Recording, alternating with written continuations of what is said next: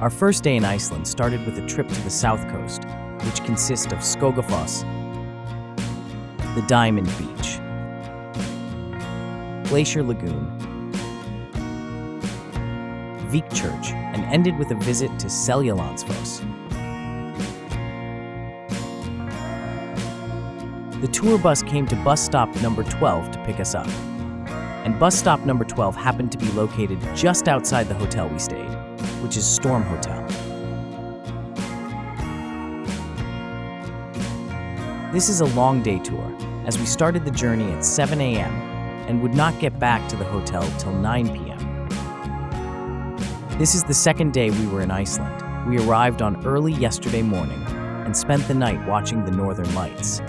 But this is the first day we were out in broad daylight, and the first time we see Iceland out from the city. The moment the bus moved out of the city, we were attracted by the scenic view outside the window. Perhaps we were not the only one being captivated by the stunning landscape of Iceland. Almost the whole bus of passengers just could not resist snapping pictures with their smartphone. This is Iceland. Everywhere you go, everywhere you look, there is a beautiful picture. 90 minutes later, we got a rest, which is a toilet break, and for some to pick up some snacks.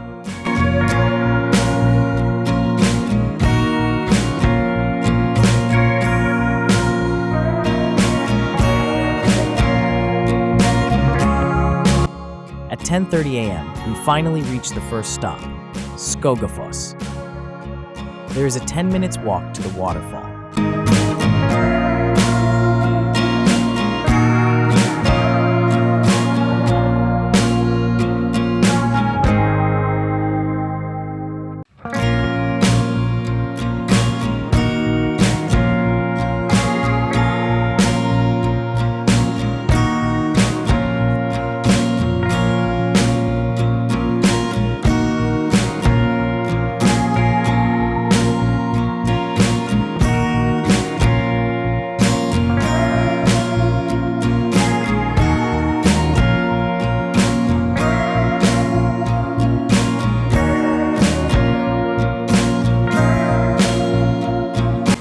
Very beautiful waterfall indeed. To me, it's great to see it, but nothing special to shout about. We merely stop here for a very brief period of less than 30 minutes.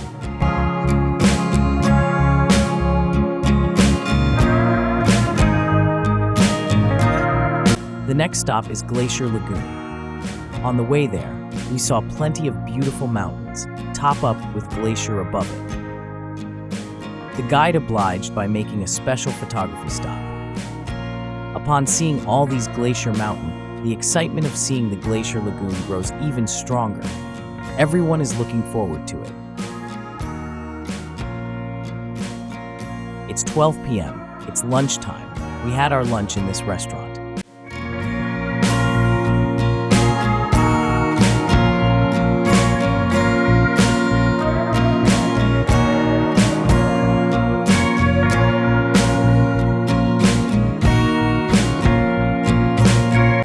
The price of the food here is probably the lowest we have seen in the few days in tour of Iceland. The cost for these two plates is $45 in total.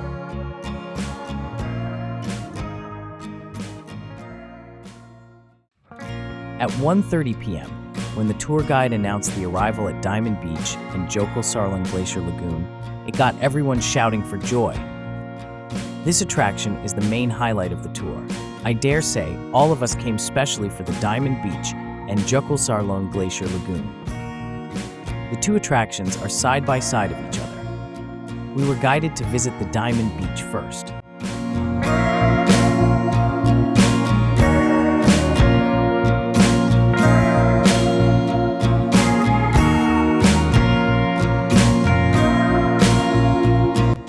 This is a place I had been wanted to visit, but after watching many videos and blog about it, frankly, I think nothing much about it.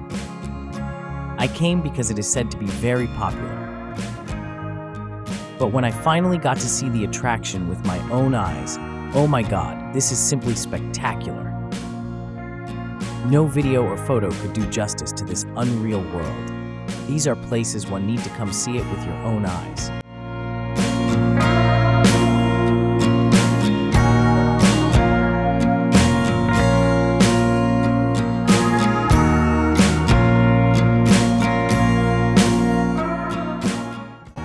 Diamond Beach got its name because of the crystal clear iceberg being broken off from the main iceberg and got washed up to the beach.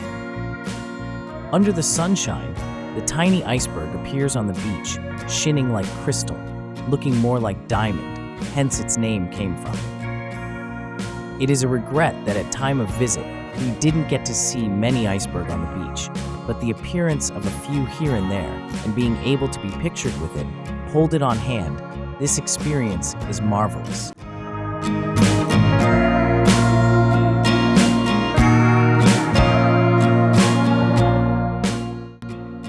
Frankly, since the journey started, I didn't see anyone got so jubilated. The Diamond Beach has turned everyone into kids.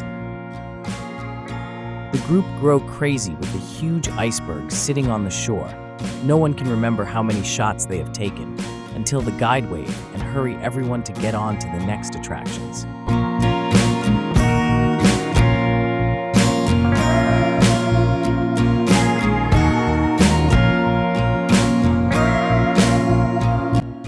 Just when we thought we had seen the best at Diamond Beach, the best has yet to come. A 5 minutes walk brought us from the Diamond Beach to Jökulsárlón Glacier Lagoon.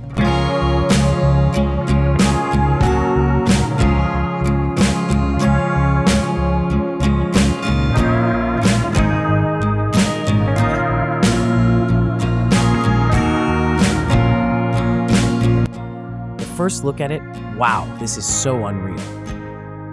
Hundreds of small little iceberg was floating along the lagoon. What a lovely scene it was. This are scenery so wonderful that I could only imagine when playing the VR. Let's enjoy this spectacular scene.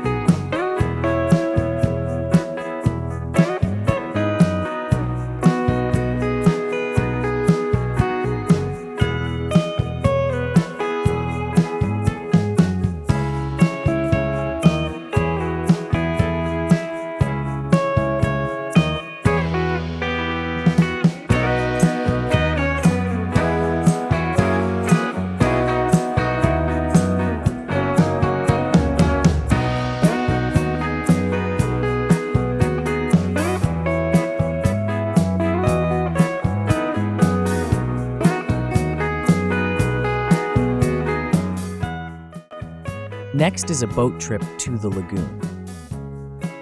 This is optional, but 60% of those on the bus who did not opt for the boat trip when signing up for the tour had all signed up now after seeing the unreal world of Glacier Lagoon. We were one of those. The cost is $48 per person for a 30 minutes boat ride. It is actually a boat with wheels, which can travel on land and then onto the lagoon.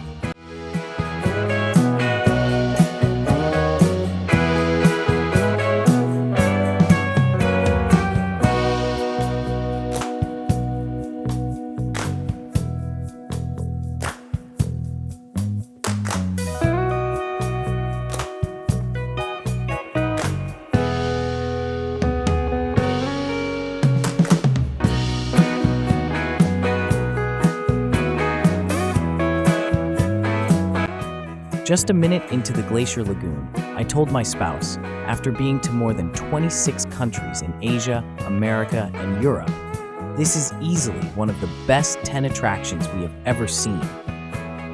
The feel of can't believe we were actually here is always lingering in our mind. We talk about this experience for so many days and weeks after returning home.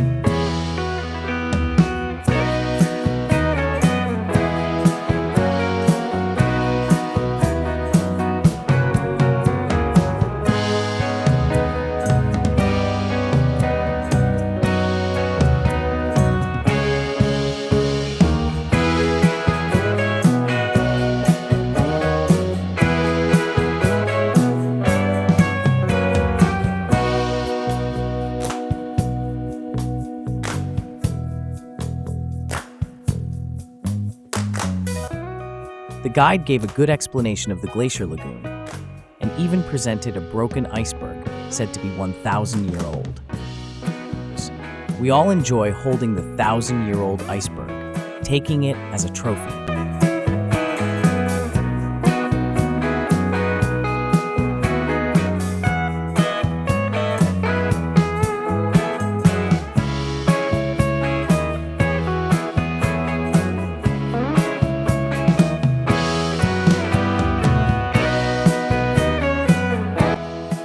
The visit ended with everyone feeling stunned by the scenic view of Glacier Lagoon. A 30 minutes boat tour which is sure to be a very beautiful memory forever. 2 hours after the visit, we arrived at a restaurant for dinner. That was already 5 p.m. then. We arrived seeing the church at Vic Church at 6:30 p.m. This is a church probably seen by many in some tourism promotional material. It was sitting on a hill overlooking a town.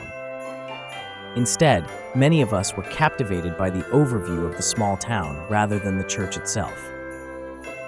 That's the charm and beauty of it.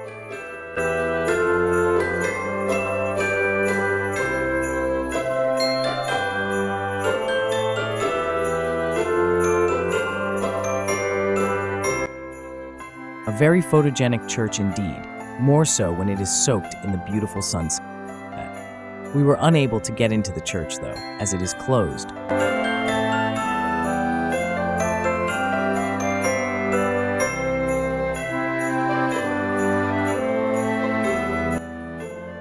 The last stop is a visit to Seljalandsfoss. We were there at 7:30 p.m. Yes, it's 7:30 p.m., but the sky still appears to be so bright. Because this is Iceland, the sun never seems to set. The few days we were here, we could still see the sun even at 10 p.m. The surrounding looks like broad daylight even after 8 p.m. at night. An amazing country, indeed. There is a need for a 5 minutes walk to the waterfall.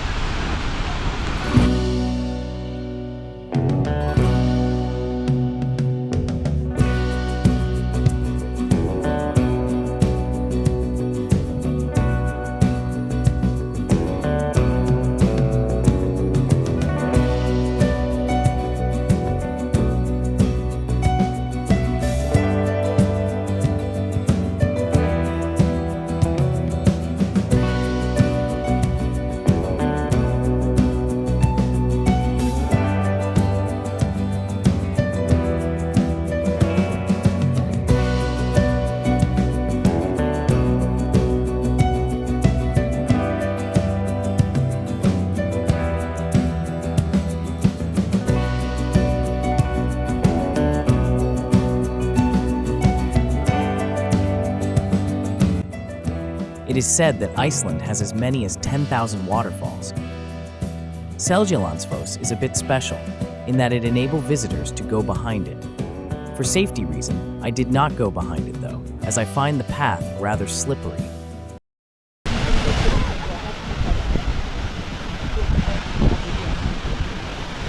Compared to the Skógafoss we visited earlier in the morning, this Seljalandsfoss was so impressive. We could hear the thundering roar of the falls.